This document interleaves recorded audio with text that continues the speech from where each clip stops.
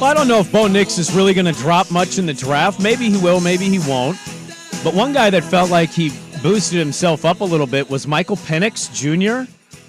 A lot of people ranting and raving about Michael Penix Jr., his interviews, his ability to break down like the X's and the O's. Yeah.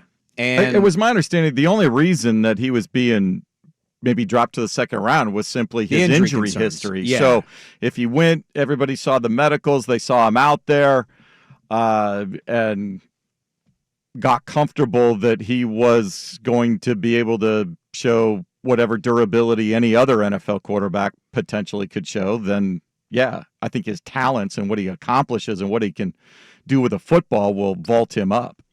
Kyrie Jackson with a nice little showing for himself. He is 6'4". He ran a 4.5 40.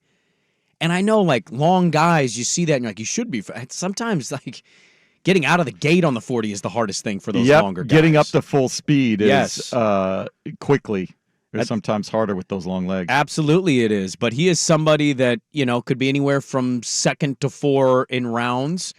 We'll have to see on that. Odunze, obviously, I think Odunze, it's pretty clear to say Odunze going to be the first one of the local-ish players taken, the ones that grew and we watched them play in the Pacific Northwest. So Odunze's definitely going to be in that 6'7" range.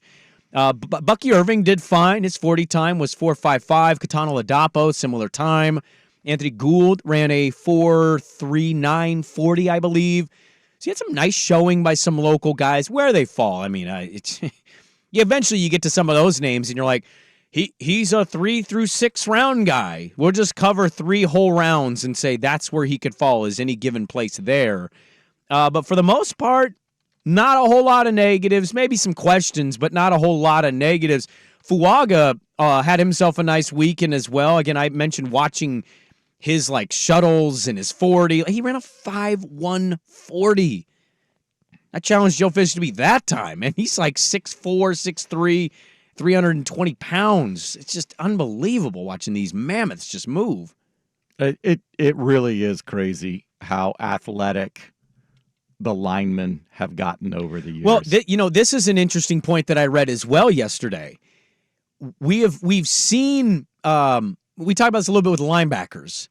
We've seen linebackers get faster. We've seen tight ends are like hybrid receivers now. You've seen the receivers, their speed's always kind of been there. Running back, all of these positions. And you know what's interesting is you're seeing defensive linemen and offensive linemen in real time both have an ability to run 4 6s, 4 8s, 5 flats. Like when your linemen are doing that, like that just shows you the speed and processing of the game. All of it is speeding up even more. So these guys, J.J. McCarthy's a good one. I'll use him. J.J. McCarthy takes a snap, and a defensive edge rusher's coming at him who runs a 4.8 40. Suddenly your processing time is not what it would have been maybe 25 years ago, and there were some stud athletes in the NFL at those positions, but it's so different now. McCarthy's another interesting name to me. I read he struggled throwing out routes. I don't know about you, Swag. I don't know everything there is about knowing quarterbacks. The NFL itself doesn't. If you're struggling on those out routes, I don't view you as a friend. I'm struggling to want to pick you in the first round. Yeah. The out route is like the pass I need you to not miss on the most. You either complete it or it's uncatchable. And he was struggling to throw those. So, our feel on J.J. McCarthy, I think collectively, maybe even with a lot of listeners out there, is I don't see it, but it's a crapshoot, and wherever you go is really what determines this, because maybe you'll develop into something. Well, and you talk about the offensive linemen, too, with the advent of more offenses taking elements of the RPO game.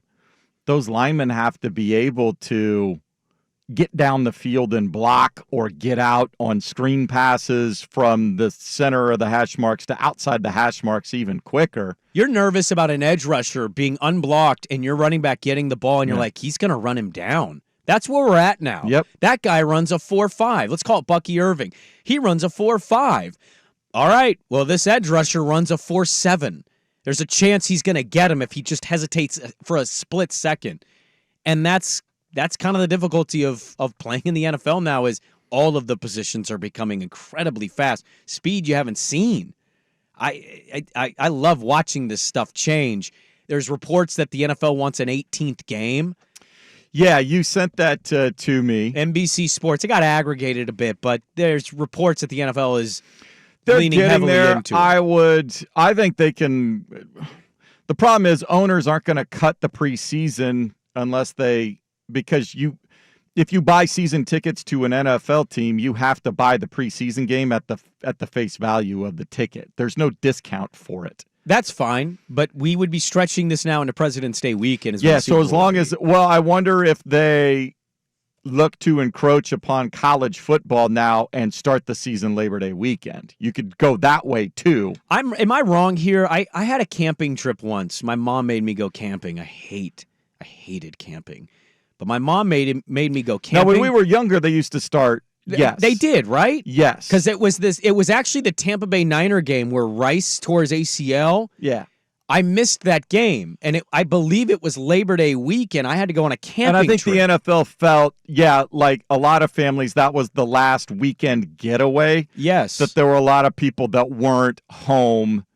School would start, on the Tuesday after Labor Day. It was, not big excursions, but they were out. They weren't at home sitting in front of their television. No, it was your last summer trip if you had one. Go to the beach, go to the mountains, go to the country, go to a lake, whatever. So, I don't know. College football has now kind of come into that weekend, and they got games from like Thursday through Monday.